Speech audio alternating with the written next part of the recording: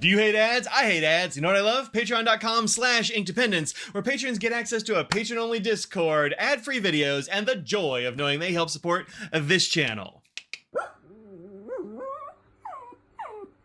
Hello folks, welcome to Inkdependence. I'm Mike, and today I have a Lamy ink for you. This is a Lamy Crystal ink. This is from that special series I did called Crystals, and there are a whole bunch of different ones of these. I've got like Obsidian and Azurite, and today, Beryl.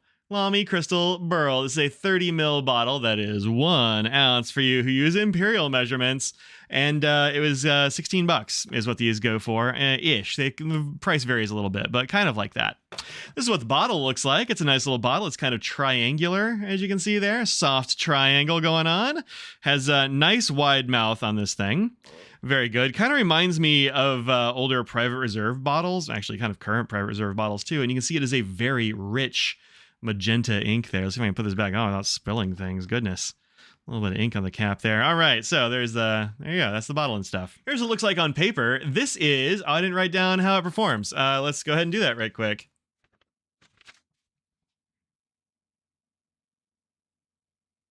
All right, so this is, here it is. Again, we didn't have to do that. This is on my Nebula casual note paper that I've been liking for these reviews lately, and you can see there is a nice amount of sheen and some shading. There's some sheen there for you, a little extra light on the subject. Show you that gold sheen. It's a really pretty ink, and I've really enjoyed this one, actually. The flow is pretty wet on this one, I think, and it does have some issues on the 20-pound paper. It's not great for the copy paper stuff. Qualities, as I said, shading and sheen, and the pen I've had it in is this Diplomat Arrow right here. It's a Diplomat Arrow Violet, which came from a good friend, which is very nice. So thank you, friend, for sending me this pen. And then it has this nib in it, which is a Mark Bacchus Predator Extreme, which writes as an extra fine on the front and then kind of like a broad architect-ish or a medium architect on the rear when you flip it over. It feels weird to write like this, but you get some really cool lines. It's a great nib grind, so man, find Mark Bacchus for some nib grinds sometimes. He is really good. But you can see there, you get that's the back side that gives you that sort of architect-y look, and then the front is extremely fine. So very nice, gives you a very cool, like brushy looking stuff. And there, this is fresh, actually still kind of drying, but lots of sheen right there. And here as well. So there you go. I really like it. This is kind of a surprising ink from Lamy, I think, because you don't see a lot of Lamys that do this kind of work, that have this shading and the sheen and all this sort of stuff. It's pretty great. And I just kind of keep inking it up. I've had it in this pen for, I don't know, months now, and I've changed the ink, or not changed the ink. I've refilled the ink. I mean, it's got to be 3 or 4 times at least. I just kind of keep burning through it, even with this very fine nib. So that must mean that I like this, right? Yeah, probably. So let's go ahead and do our water drop test, and we'll look at it on some other papers, look at it next to a bunch of other inks that are kind of similar to this, and see how it goes. A little chromatography here. There we go. Didn't want to come off. This is a little bottle that my dad found on Amazon and sent me, because sometimes he finds interesting stuff, and he uses it for like gun oil and like little tiny bits of like, that kind of thing. We need to put just a little bit of oil in a place. I use it for water for this because it's kind of great for this. It's all sealed, has that needle on it. It's blunt, real nice. Keep that water the heck away from Lamy Crystal Beryl, because boy, does it not like this water. Woo! Or maybe it loves it. It's like, I want to be pals with you, water. Forget this paper nonsense. Blot this away. See if there's anything left. I don't have a lot of hope for that. Woo.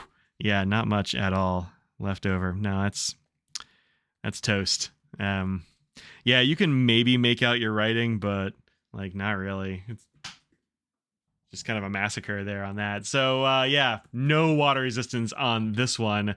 However, on our chromatography paper, I got this little gray line, which sometimes means that you'll have that gray left over after you get water on it. And like maybe, I think you could probably kind of make out what you wrote with what sticks around. But I think whatever gray baseline there is here is, I don't know, it's not dark enough to really help there, I don't think. But lots of nice colors going on there.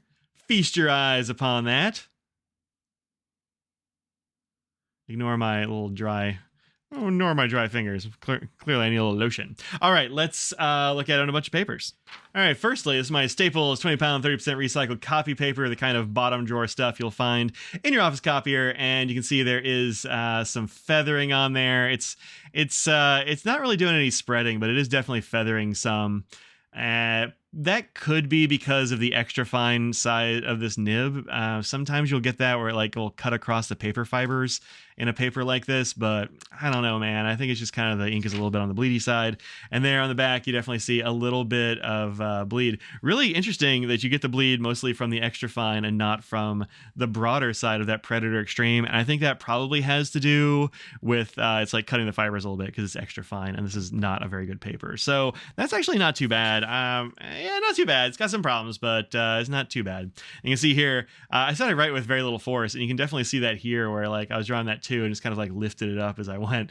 So yeah, not that much pressure on that nib, but definitely kind of cut through some paper maybe a little bit. Or it could be doing this and just concentrating the ink in that very fine nib. Sometimes you get that with an extra fine where it just puts a lot of ink in a very small line. I don't know which one it is, but you don't get it from the broader side, which is kind of interesting.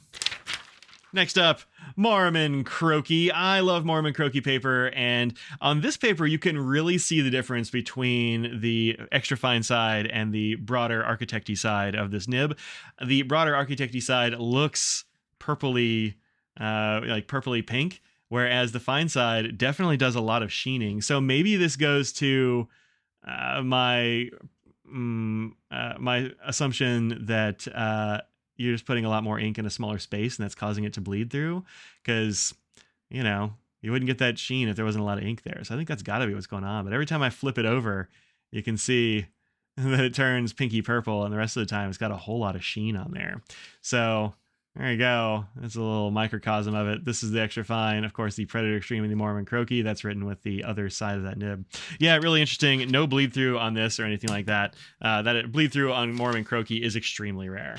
Next up, Inky Fingers currently inked. This is wheat straw paper, kind of like what you'll get from bamboo paper or sugarcane paper. There it is. And it is really pretty on this paper. You definitely get more of the purple. It's not sheening nearly as much, but very pretty on this paper. You really get a nice color there. It's kind of almost rosy down there. That looks great. And lastly, for paper is Galen Leather Co. This is Tomoe River paper. Everybody loves that Tomoe River, and so does this ink. Look at this. That is just a gorgeous color there. And again, just like on the Croaky, where I was using the very fine side, it definitely is much darker, and you can see some sheen on that, whereas the rest of it, you don't really see the sheen on that whiter bit there because you're not putting down as much ink. I think that's got to be what's going on there. So let's look at some colors here. This is Lamy Crystal Beryl on this Colodex card. You can find these down below in the description. A link to these on Anna, a well-appointed Desks site. I love these things. Really nice color on here coming through. Not as much sheen on here as I've seen in other places from that ink, which is kind of interesting. I'm not sure why that would be. This paper shows sheen really well, but just not really seen it here. All right, next up, Diamine Jingleberry. This is from the 2022 Inkvent, and I really liked this color. I used this a whole bunch in a pen. I refilled it a bunch of times. I don't think I ever got around to actually reviewing it. Maybe I should have done that, but I just kind of never did. Very nice ink, and it's pretty close, although not quite as bright. Also here, Aurora Purple, which is from, obviously, Aurora. They don't have a whole lot of colors, or at least they didn't. They only had really blue and black, and then a blue-black. This one is their purple, and it's a beautiful pinkish purple there. Then here is Warringal Pride and Prejudice, which I think has more sheen to it than you'll get from Lamy Crystal Beryl, but is a very similar color. You can see over here in the corners there, that base color for Pride and Prejudice is much like Lamy Crystal Beryl, but it has a whole bunch of sheen piled on top. And then lastly, I also pulled a Private Reserve. This is Private Reserve Plum from the new formula, which is this is a more pinkish version, where this is a pinky purple, but this is just kind of much more of a pink with just a touch of purple in there. And this one is a much wetter ink than Lamy Crystal Beryl, although this one a little bit on the wet side anyway. So there you go. That's Lamy Crystal Beryl. This is a pretty cool color. I like this ink. It has done really well. And this Diplomat Arrow, I like it there a lot. So yeah, this has just been a great combo for me. So there you go. That's Lamy Crystal Beryl. Find it at your favorite Lamy purveyor. Apparently, I bought this one from Endless. I forgot to write that down in my main review, but apparently I bought this from Endless. So there you have it. That's it. Until next time, peace out.